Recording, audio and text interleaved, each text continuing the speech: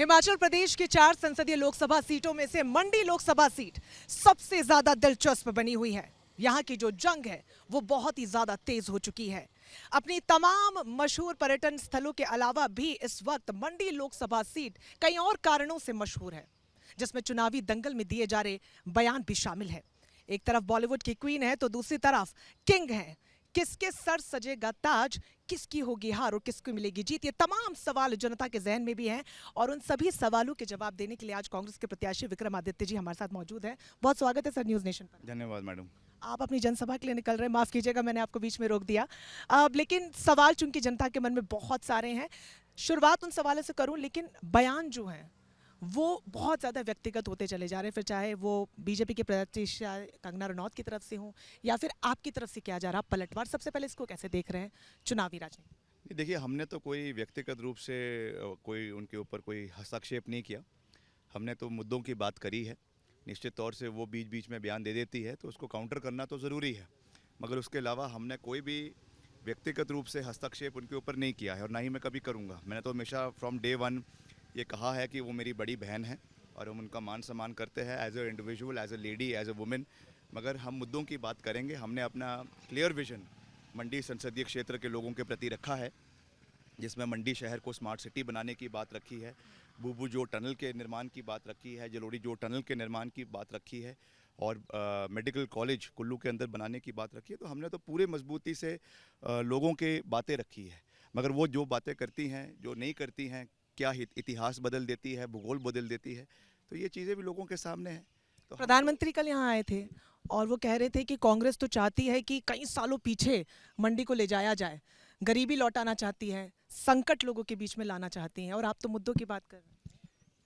देखिए, प्रधानमंत्री जी आए, उनका स्वागत है, मगर वो ये भूल गए हैं कि मंडी के अंदर अगर इंडियन इंस्टीट्यूट ऑफ टेक्नोलॉजी अगर आईआईटी कानपुर के बाद मंडी में खुला है तो वो यूपीए सरकार ने खोला है। अगर यहाँ पे मेडिकल कॉलेज नेर चौक के अंदर खुला है, वो भी 12,000 करोड़ रुपए की लागत से यूपीए की सरकार ने खोला है। तो हमने यहाँ पे काम किया है। आप ये बताइए कि 10 साल इनकी सरकार रही, जयराम जी मुख्यमंत्री थे, कौन सा बड़ा प्रोजेक्ट ये मंडी के लिए लेकर आए? कल मोदी जी ने कहा कि हमने हज़ारों करोड़ रुपए यहाँ के लोगों के लिए दिए आपदा के दौरान। पहली बात तो हम उनका बहुत मान सम्मान करते हैं, पर क्या वो एक भी दिन यहाँ पर आपदा के दौरान आए? एक भी दिन नहीं आए। और उसके बाद मैं ऑन रिकॉर्ड कह रहा हूँ, क्योंकि मैं प्रदेश का लोक निर्माण मंत्री भी हूँ, मुझे आंकड़े पता है। 300 करोड़ रुपए आया है मात्र, जिसमें एनडीआरएफ और एसडीआरएफ जो हमारा नेशनल डिजास्टर रिलीफ फंड और स्टेट डिजास्टर रिलीफ फंड के माध्यम से ये पैसा आता है। और इतना पैसा तो हर राज्य को वैसे भी हर साल मिलता है प्रधानमंत्री, लेकिन ये इसके अलावा एक बजट, एक नया पैसा नहीं मिला। तो ये घोटाला की बात कहाँ से कर रहे हैं जब पैसा ही नहीं आया? लेकिन वो तो कह रहे हैं कि हमने तो करोड़ों का पैसा भेजा था आपदा के समय, ये कांग्रेसी हैं जो खा गए हैं और सबको चुन चुन कर पकड़ो। वही तो मैं बोल रहा हूँ कि आप बताए ना कि पैसा कैसे आया। पैसा बोरियों में तो आता नहीं है, बैग्स में तो आता नहीं है। पैसा किसी ना किसी हेड में आया होगा, उसकी सैंक्शनिंग हुई होगी, किसी ना किसी माध्यम से आया होगा, कोई डिपार्टमेंट से आया होगा। हमको भी जानकारी है। आप आरटीआई से निकाले कितना पैसा आया है, साफ हो जाएगा कि कितना पैसा आया। मैं कह रहा हूँ ऑन रिकॉर्ड 300 करोड़ आया है। हमको 15,000 करोड़ रुपए का नुकसान हुआ है। 12,000 करोड़ रुपए का हमने निवेदन किया था।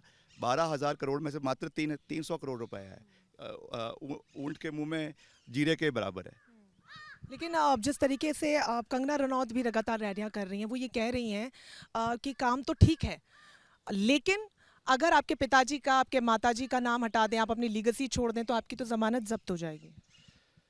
अगर आप मोहतरमा के नाम से मोदी जी हटा दे तो उनके परिवार के जो सदस्य हैं ना, उनके पिताजी और माताजी, वो भी उनको वोट नहीं करेंगे। ऐसी इमेज है उनकी लोगों के बीच में। तो वो हमसे ना कहे। और वीरभद्र सिंह जी प्रदेश के मुख्यमंत्री रहे हैं, कांग्रेस पार्टी के 6 बार मुख्यमंत्री रहे हैं। उनके नाम पे वोट नहीं मांगेंगे तो और किसके नाम पे वोट मांगेंगे? आपको लगता है कि एग्जिस्टेंस एक बड़े खतरे में है उनका यहाँ पर? नहीं, उनका एग्जिस्टेंस तो वापस उन्होंने जाना ही है। उन्होंने हिमाचल के लोगों का बहुत मनोरंजन कर लिया है। तो आप पूछ रही हैं कि कंपटीशन किसके साथ है उनका? उनका कंपटीशन मेरे साथ नहीं है, उनका कंपटीशन कपिल शर्मा के साथ है, जो कॉमेडियन है।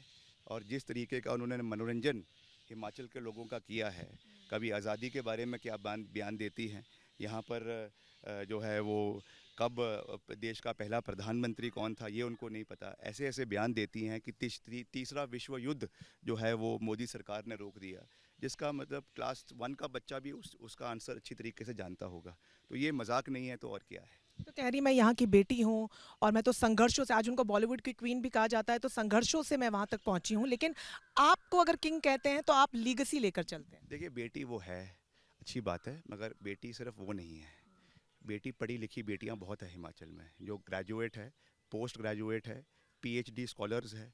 अब 10वीं पास तो पता नहीं कितनी होगी हिमाचल के अंदर और कितनी नहीं होगी, जो मगर जिन्होंने आईपीएस, एचएएस, एडमिनिस्ट्रेटिव सर्विसेज की क्लियरेंस करके हिमाचल का नाम रोशन किया है।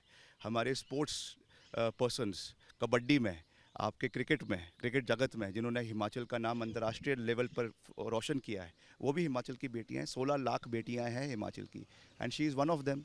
बॉलीवुड में जाना, वहाँ पे मूवीज़ बनाना कोई बड़ी बात नहीं है, और वहाँ पे जो बातें निकल कर आ रही है वो आपसे बेटर हम भी जानते हैं। देखो, जब चुनावों की बात होती है तो सबसे ज़्यादा महत्वपूर्ण, मैं समझती हूँ कि आप भी मेरी इस बात से सहमति रखेंगे, कि मतदाता होता है। और अगर हम मंडी की बात करें, लगभग 10 लाख की आबादी है, जिसमें 50-50% का शेयर है पुरुष और महिलाओं का। 5,87,000 के लगभग पुरुष मतदाता हैं, 5,62,000 जो है महिलाएं हैं, मतलब 50-50 हैं। एक महिला प्रत्याशी आपके सामने है ओपोजिशन में। साथ ही जिस तरीके के बयान हैं, आपकी माताजी का भी एक बयान था जहाँ पे उन्होंने कहा कि वो तो एक चीज़ है, उनको देखने लोग आ रहे हैं। आपको लग रहा है कि डेंट कहीं ना कहीं महिला वोटर से मिल सकता है? देखिए महिलाओं के अंदर जो बात कर गई है, मैं आपको बड़ी फिर से इस बात को रिपीट कर रहा हूँ।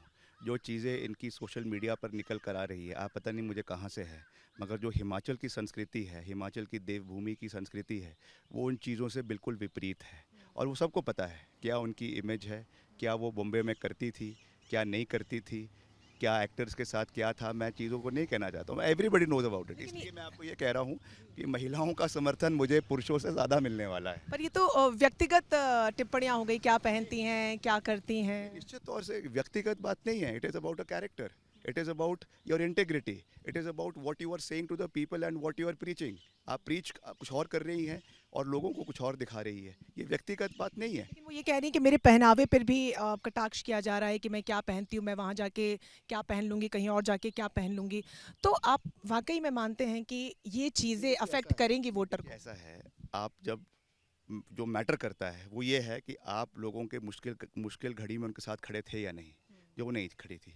अब बाद में आकर आप जितना मर्जी फैंसी ड्रेस ड्रेस कंपटीशन कर ले, आपने भी हिमाचली टोपी पहनी है, अच्छी बात है, मगर चुनावों के लिए पहनी है।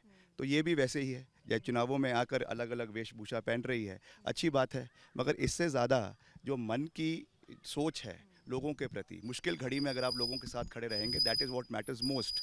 ये बारी बारी आके फैंसी ड्रेस कंपटीशन करके लोगों के दिल नहीं जीते जा सकते। बहरहाल देखिए, बहुत कम आने मिलता है, चूंकि आपने पूछा आप कहाँ से, मैं राजस्थान से हूँ, और हिमाचल आने बहुत कम मिलता है, और जब आते हैं तो खुशी होती है अपने अलग अलग देश के राज्यों के पहनावे को पहनने को लेकर। तो ये सबकी अपनी अपनी अवधारणा है। बहरहाल, चूंकि आपने जिक्र किया कि मोदी जी की लीगेसी वो लेकर चल रही हैं, उनका नाम ना हो तो परिवार वाले भी वोट ना दें, लेकिन मोदी जी का ही अगर नाम इतना बिक रहा है और चल रहा है, लोगों को पसंद आ रहा है, तो 2014 की बात करें, 2019 की बात करें, 2013 के उपचुनावों को अगर हम छोड़ दें जहां आपकी माताजी ने जीत दर्ज की थी, 2014-19 ऐसा क्या लेकर आएंगे कि 2024 में आप उस लीगेसी को मात दे पाएंगे? ये देखिए ऐसा है कि अब समय बदल रहा है, समय बदल रहा है और पूरे देश के अंदर हवा भी बदल रही है।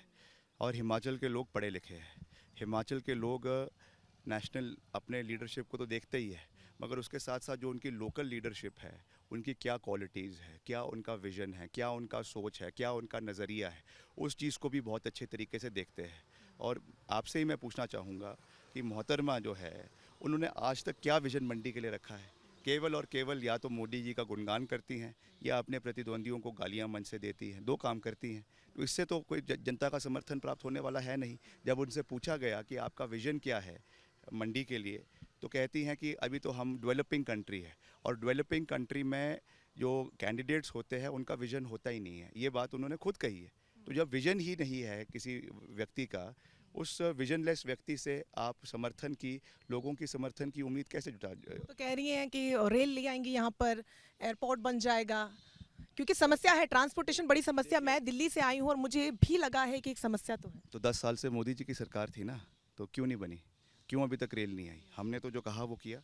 आईआईटी हम लेकर आए, हमने 4 लेन कीरतपुर से लेकर आप जिस पे आई हैं नेर चौक तक, वो हमारी सरकार की वजह से ही बना है। हम मेडिकल कॉलेज हम लेकर आए, वो क्यों नहीं लेके आए? 5 साल उनकी सरकार थी, एयरपोर्ट क्यों नहीं बनाया? हम उसके विरोध में नहीं है, वी आर प्रो डेवलपमेंट।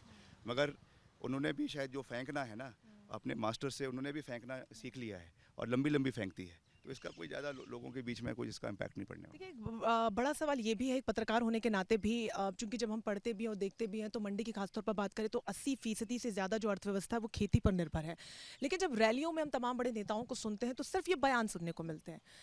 मुद्दों की बात हुई, खासतौर पर अर्थव्यवस्था जिस क्षेत्र की 80% से ज़्यादा खेती पर है, वहाँ बात ही नहीं हो रही है। ये क्यों नहीं हो रही है? हमने बागवानों की, किसानों की हर जगह बात करी है। मैंने कहा है, पिछले कल ही मैंने कहा है कि हम एक फूड प्रोसेसिंग यूनिट आने वाले समय में मंडी जिला के अंदर स्थापित करेंगे।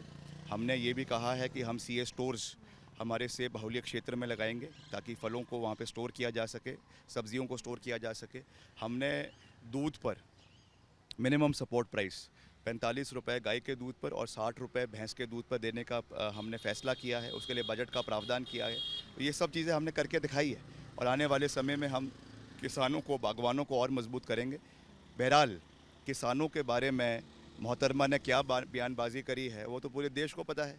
खालिस्तानी उनको कह दिया, इससे इससे इससे और बड़ी बात क्या हो सकती है? प्रधानमंत्री जब रैली को संबोधित कर रहे थे कंगना रनौत के पक्ष में, तो उनका ये कहना था कि राम मंदिर का एक बार फिर से उन्होंने जिक्र किया, छोटी काशी जैसे शब्दों को उन्होंने दोहराया। कैसे आप देख रहे हैं इन बयानों को? क्या ये हेल्प कर पाएगा अपोजिशन? देखिए, आप यहाँ पे नहीं आई है ना, आपको पता नहीं है। वो हर बारी आते हैं, ये वही भाषण ऑन रिपीट कर देते हैं। इस बारी सेपू बड़ी के बारे में बात नहीं किया, अदरवाइज सेपू बड़ी, छोटी काशी, राम मंदिर, काशी मंदिर। मगर राम मंदिर मैं जाके आया हूँ। राम मंदिर के लिए मैंने पर्सनली, मेरे फैमिली ने कंट्रीब्यूट किया हुआ है। I was the only leader in Himachal Pradesh जिसको राम मंदिर में जाने का निमंत्रण मिला और मैं 22 जनवरी को राम मंदिर पहुंचा। इसलिए वो हमको ये चीज़ नहीं कर सकते, वो और किसी को हिंदुत्व के लपेटे में ले सकते हैं, बट नॉट विक्रमादित्य सिंह। हमने रिलीजियस कन्वर्जन बिल हिमाचल के अंदर हम लेकर आए। आरएसएस के प्रमुख ने वीरभद्र सिंह जी का धन्यवाद किया। हम हिमाचल के अंदर हमने देव सदनों का निर्माण किया। अभी आप जाएंगी वापस राजस्थान जाने से पहले देव सदन को देख के आना। यहाँ पर 15 करोड़ रुपए की लागत से बना है। हमने कुल्लू के अंदर देव सदन बनाया, हमने मंदिरों का निर्माण करवाया। इसलिए ये वाला कार्ड जो इनका है, ये हिमाचल में और मंडी में तो बिल्कुल भी नहीं चलने वाला है। एक आखिरी सवाल, अगर यहाँ से चुनाव जीतते हैं तो वो 3 कौन से काम हैं सबसे पहले जो आप करवाएंगे? स्मार्ट सिटी मंडी शहर के लिए, आपका जो है ब्यास नदी का चैनलाइजेशन, क्योंकि बहुत नुकसान पीछे हुआ, चैनलाइजेशन करना बहुत आवश्यक है। और तीसरा जो है हमारा टनल्स, 2 टनल्स, एक बुबुजो टनल और एक जलोड़ी जो टनल, जो स्ट्रेटेजिकली बहुत इंपॉर्टेंट है और डिफेंस पॉइंट ऑफ व्यू से बहुत इंपॉर्टेंट है और टूरिज्म पॉइंट ऑफ व्यू के लिए बहुत इंपॉर्टेंट है। ये मेगा इंफ्रास्ट्रक्चर प्रोजेक्ट्स है जो हम इस इलाके के अंदर लेकर आएंगे। इसके अलावा जो छोटी छोटी चीज़ें हैं हर विधानसभा क्षेत्र की, वो भी हमारी प्राथमिकता आने वाले समय में रहेगी। चलिए, बहुत शुभकामनाएं आपको चुनाव के। Thank you.